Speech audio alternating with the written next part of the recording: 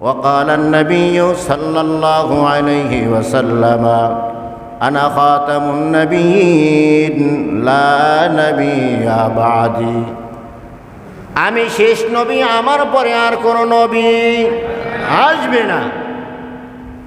এই জন্য আমি আকিব, আমি পিছনে আগমনকারী, আমি শেষে আগমনকারী, আমার পরে আর কেউ আসবে না। এছাড়াও কোরআনে কারিমের ভিতরেও নবীজির আরও গুণবাচক অনেক নাম আছে। নবী বলেন আমি শাহিদ, আমি মুবাশশির, আমি নাযীর। ইন্না আরসালনাকা শাহিদাও ওয়া মুবাশশিরাও ওয়া নাযীরা। এভাবে নবীজির অনেক গুণবাচক নাম আছে। আর নবীজির ডাকনাম কি জানেন? নবীজির ডাকনাম কি? নবীজির ডাকনাম হলো সাদেক। নবীজির ডাকনাম হলো আল আমিন। সাদেক চরম সত্যবাদী, আল আমিন চরম বিশ্বাসী। সুবহানাল্লাহ কোন। নবীজির ডাকনাম সাদেক, চরম সত্যবাদী। আর নবীজির ডাকনাম আর এক ডাকনাম হলো আল আমিন, আমানতদার, চরম বিশ্বাসী। সুবহানাল্লাহ বলেন। বেঈমানেরা একদিক থেকে নবীজির বিরুদ্ধে কাজ করত, আন্দোলন করত, আর তাদের মাল সামানা সব কিছু নিয়ে নবীজির কাছে জমা রাখতেন। সুবহানাল্লাহ বলেন। আমানতদার আসেনি আমাদের ভিতরে আমানতদারি?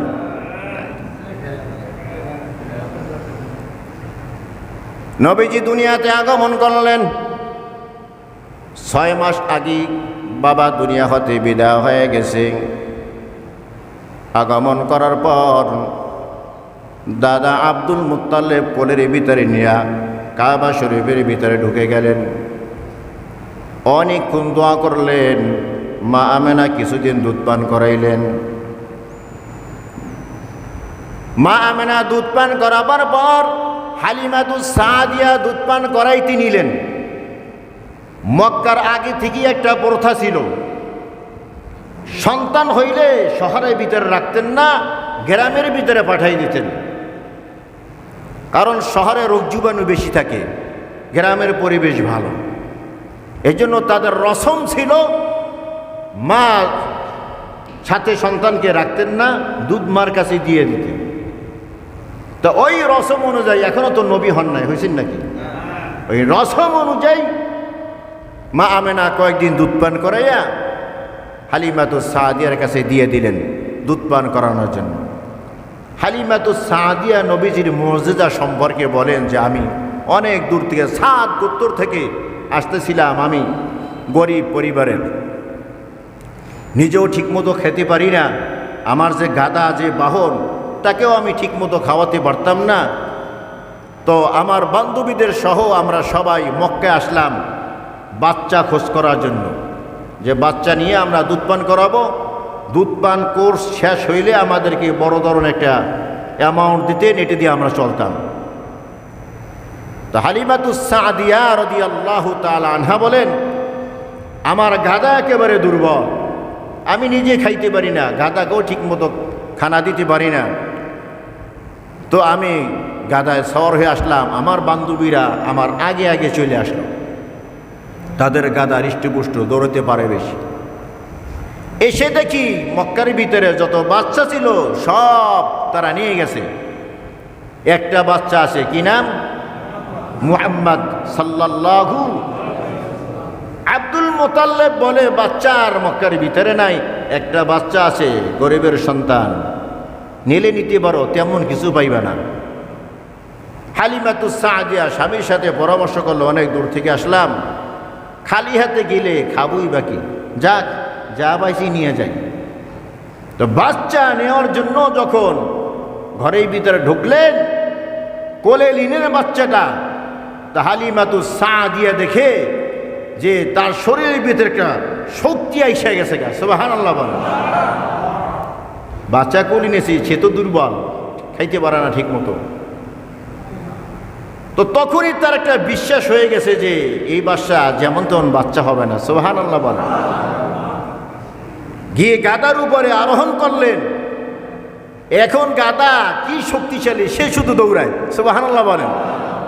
সব বান্ধবীদেরকে অতিক্রম করলেন। জিজ্ঞাসা করে হালিমা, দাঁড়া, তুই গেলি সবার শেষে, আইসে বললি সবার আগে। বলে আমার গাদা এখন খুব দৌড়ায়, কোত্থেকে এত শক্তি পেয়েছে জানি না। সুবহানাল্লাহ বলেন। কি খাওয়াইছো? বলে কিছুই খাওয়াই নাই। যেই বাচ্চাটা তোমরা আনো নাই কেন, এটা গরিবের সন্তান, তেমন টাকা পয়সা হইবে না, এই জন্য আনো নাই। আমি চিন্তা করলাম একেবারে খালি আইসে কি লাভ, যা পাই। তো এই বাচ্চাটা নিয়ে যখন আমার গাদার ফিজে উঠলাম, তো গাদা দেখি খুব শক্তিশালী হয়ে গেছে, খুব দ্রুত দৌড়ায়। সুবহান। বাড়িতে নিয়ে গেলেন। হালিমাতুস সাদিয়া রাদিয়াল্লাহু তাআলা আনহা বলেন, ঠিক মতো আমি খেতে পারি না, আমার স্তনে দুধ নাই। হঠাৎ দেখি আমার 2 স্তনের ভিতরে দুধ বোঝাই হয়ে গেছে। মুহাম্মাদুর রাসূলুল্লাহ একটা খায়, আর তারা দুধ ভাই আর একটা খায়, এর বড় দুধ থাইকা যায়। সুবহানাল্লাহ জোরে কর। আমার বকরির স্তনের ভিতরে দুধ ছিল না, আমার উটের স্তনের ভিতরে দুধ ছিল না। এখন দেখি আমার বকরির স্তনও দুধ এসে গেছে, আমার উটের স্তনের ভিতরেও দুধ এসে গেছে। সুবহানাল্লাহ বলেন। লম্বা ঘটনা।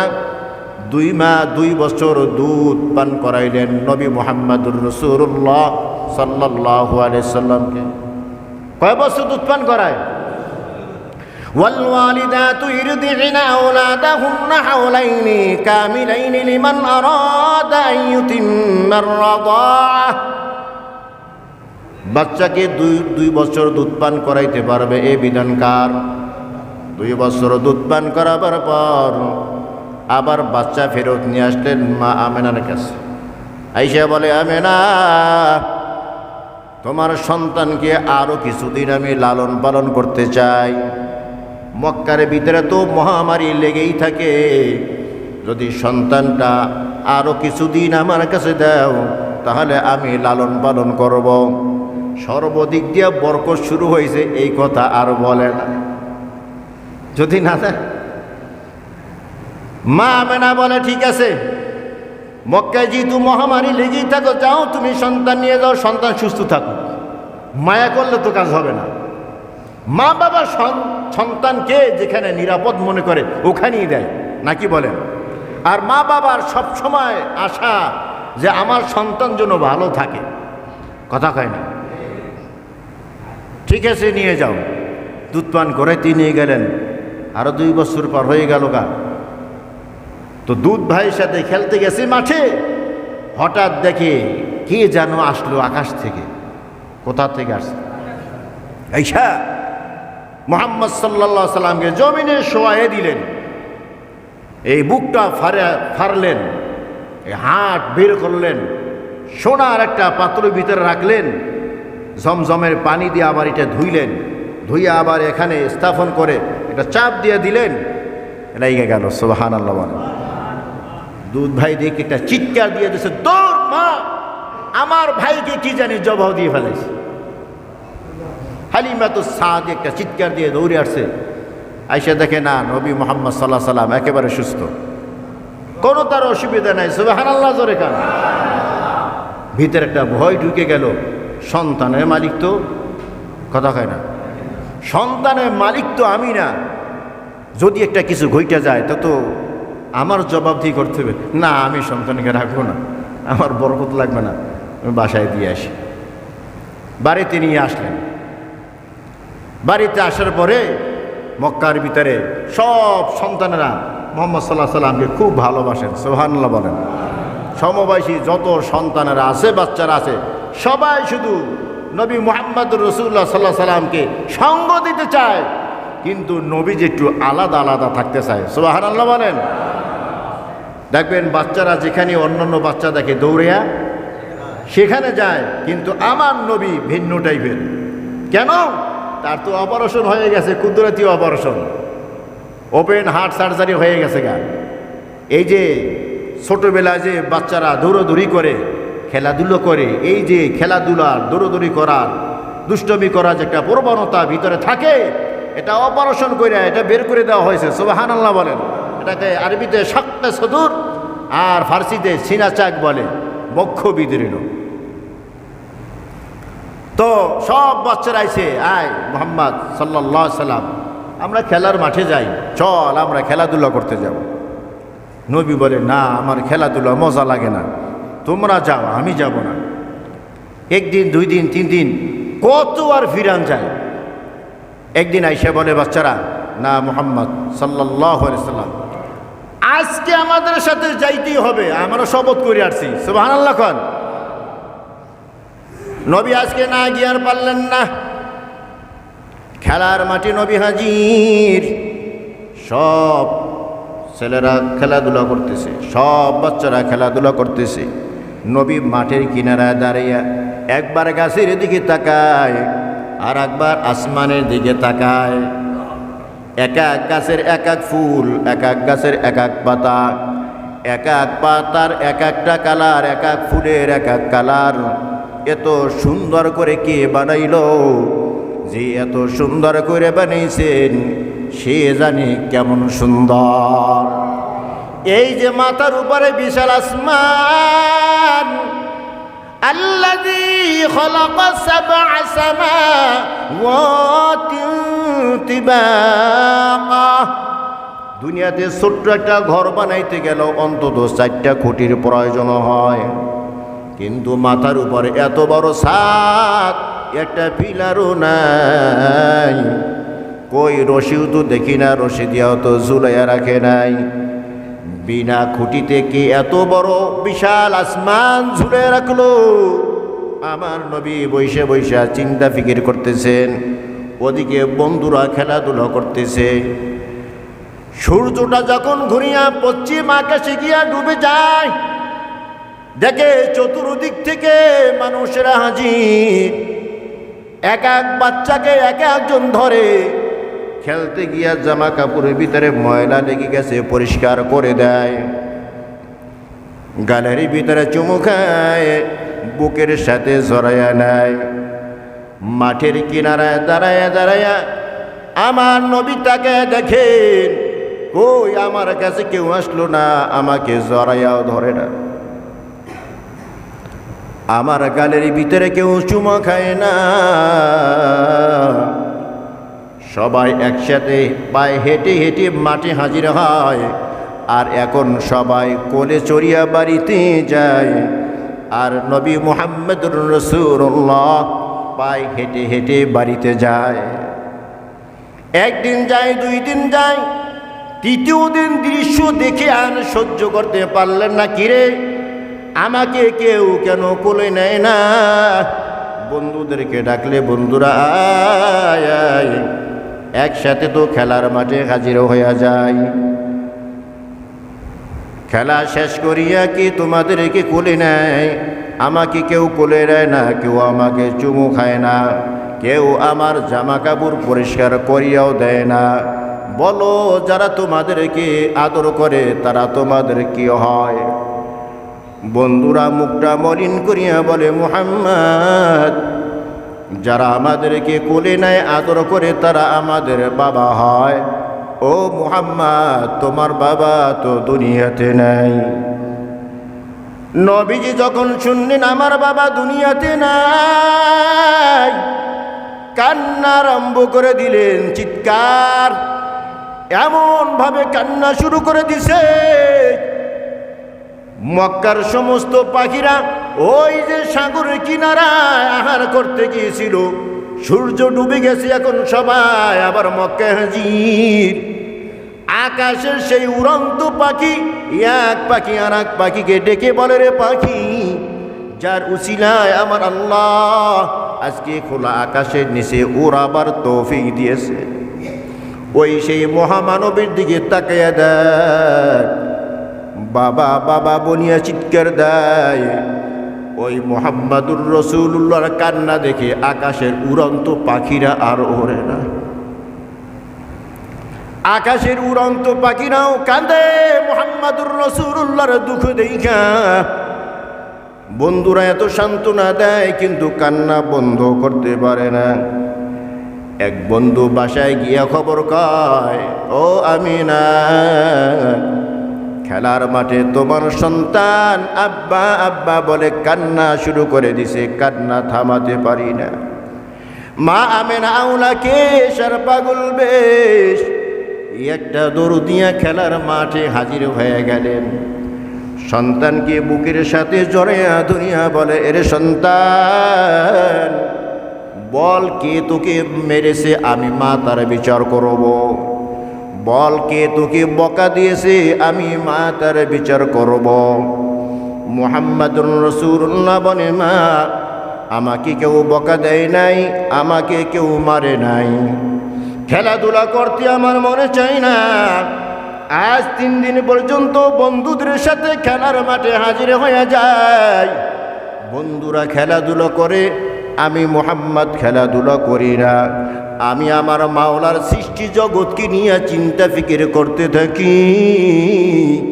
সূর্যটা গিয়া যখন পশ্চিম আকাশে ডুবে যায়, আমি দেখি কতগুলো মানুষ এসে আমার বন্ধুদেরকে কোলে নেয়। মা আমাকে কেউ কোলে নেয় না, আমাকে বুকের সাথে জড়াইয়াও ধরে না, আমার গালে কেউ চুমু খায় না।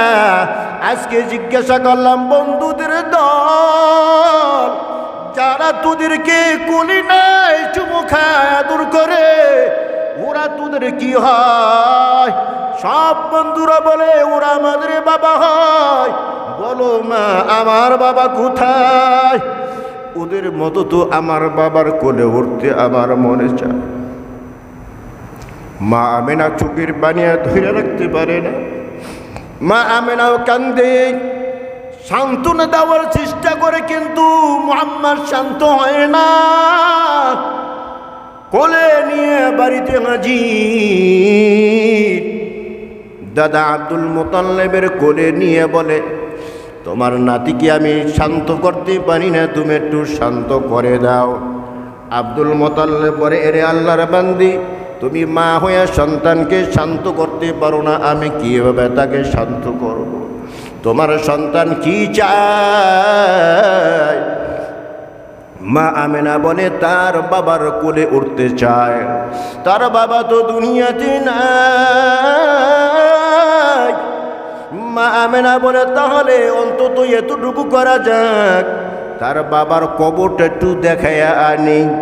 ঠিক আছে, অনুমতি দিলাম, তবে বেশি দেরি করবা না, কারণ নাতি মুহাম্মদকে না দেখে আমি থাকতে পারি না। সুবহানাল্লাহ। আমার নাতি ছাড়া আমার ঘুমে ধরি না, নাতির চেহারা না দেখলে আমার ভালো লাগে না।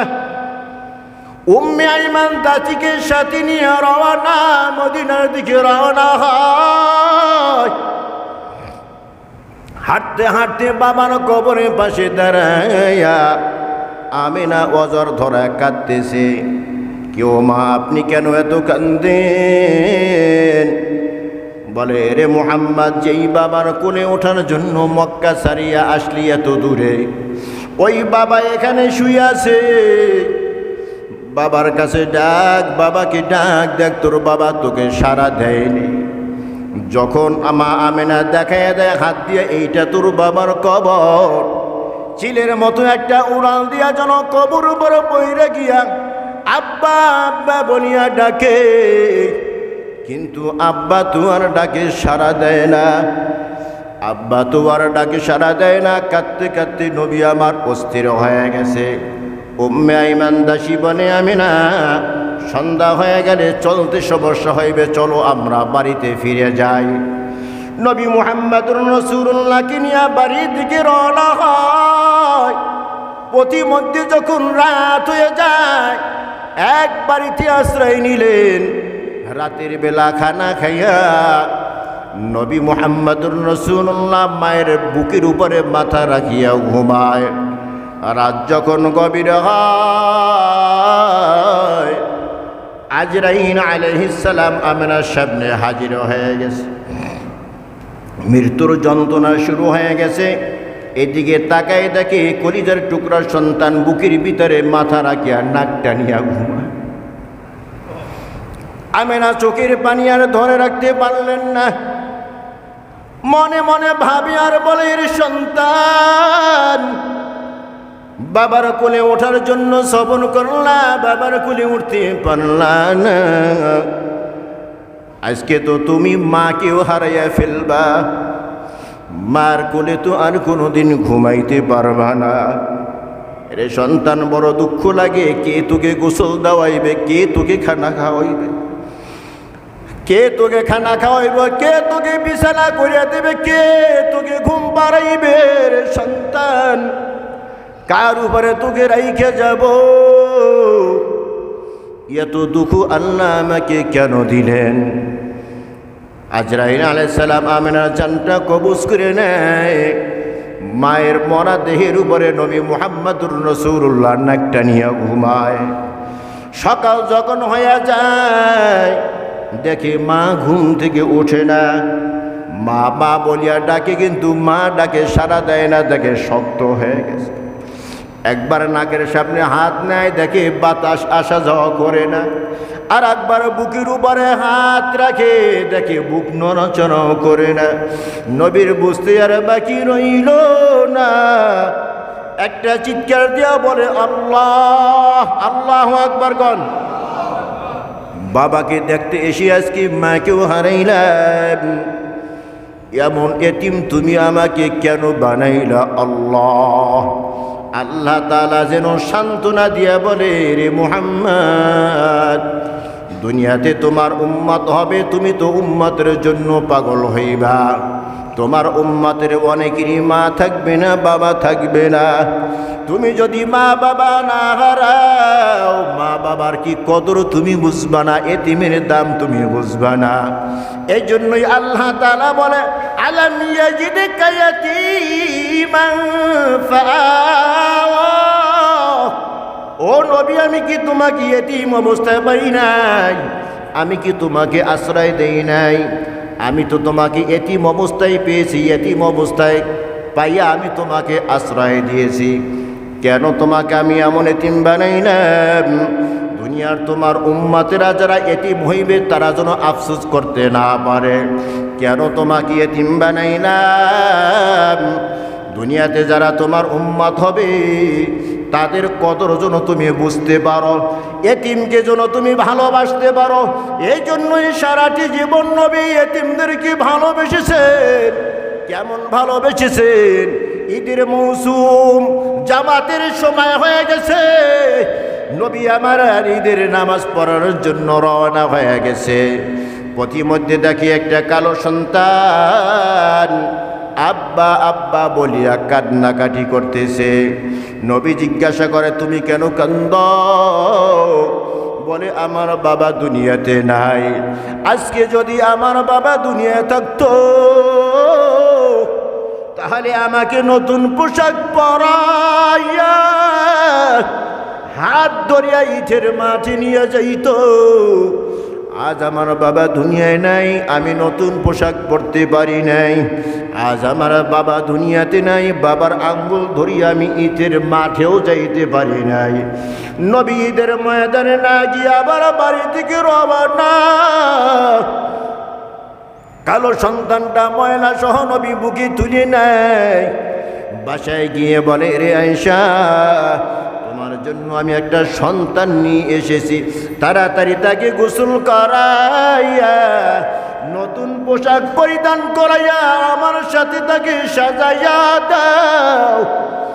মা আয়েশা সিদ্দিকা রাদিয়াল্লাহু তাআলা আনহা ওই সন্তানকে গোসল করে কাপড় পরাইয়া কানো মানিকটাকে মুহাম্মদুর রাসূলুল্লাহর বুকে তুইলা দিলেন। সুবহানাল্লাহ।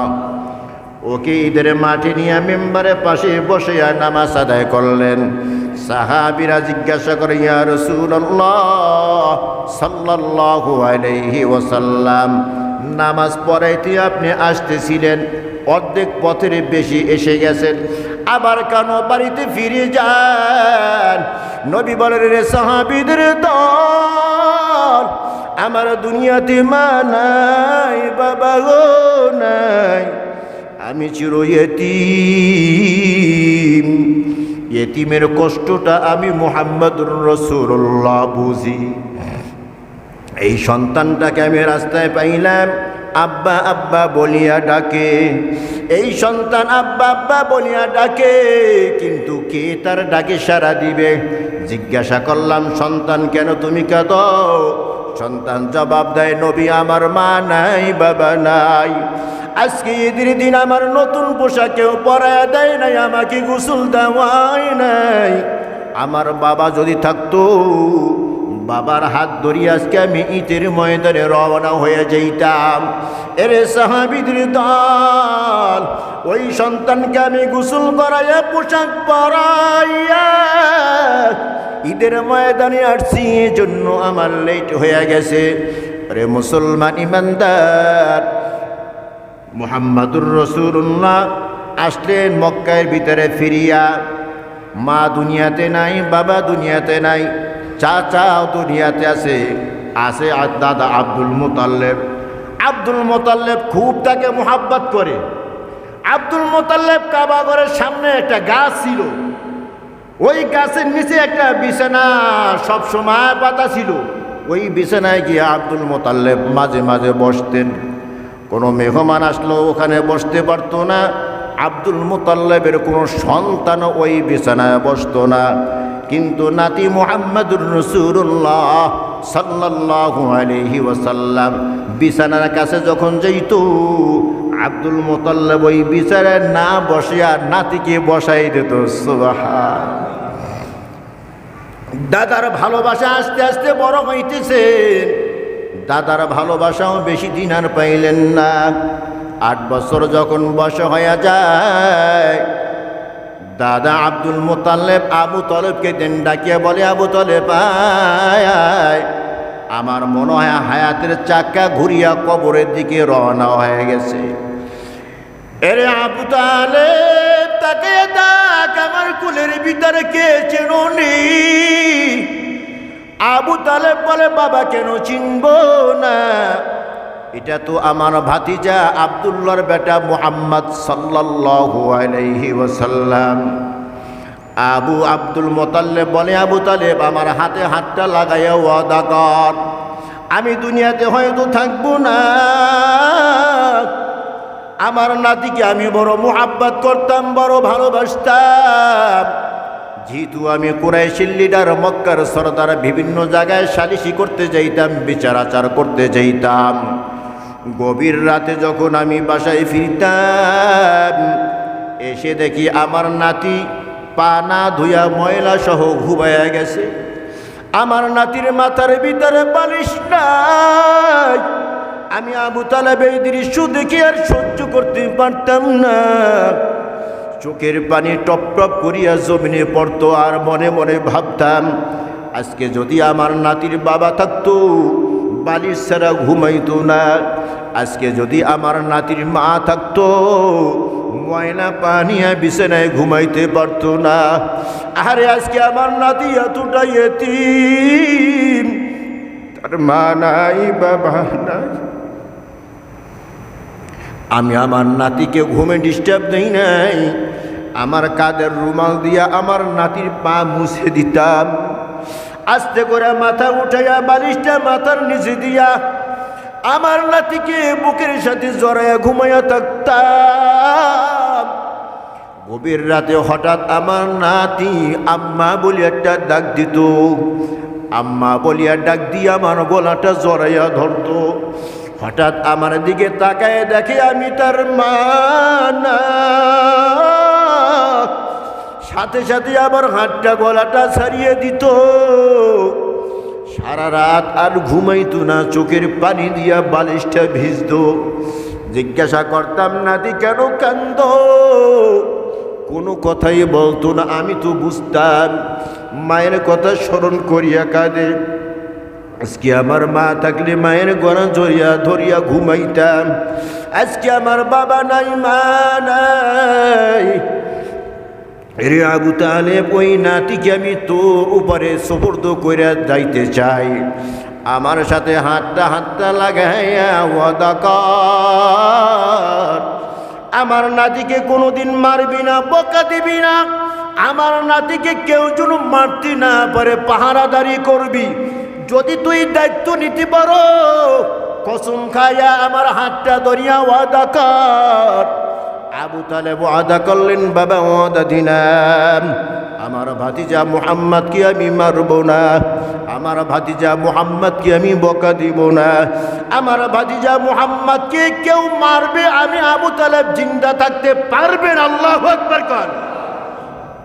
বাস্তবে দেখাও গেছে আবু তালেব যতদিন জিন্দা ছিলেন মুহাম্মদুর রাসূলুল্লাহ সাল্লাল্লাহু আলাইহি ওয়াসাল্লামকে কেউ বকা দিতে পারে নাই, মারতে পারে নাই।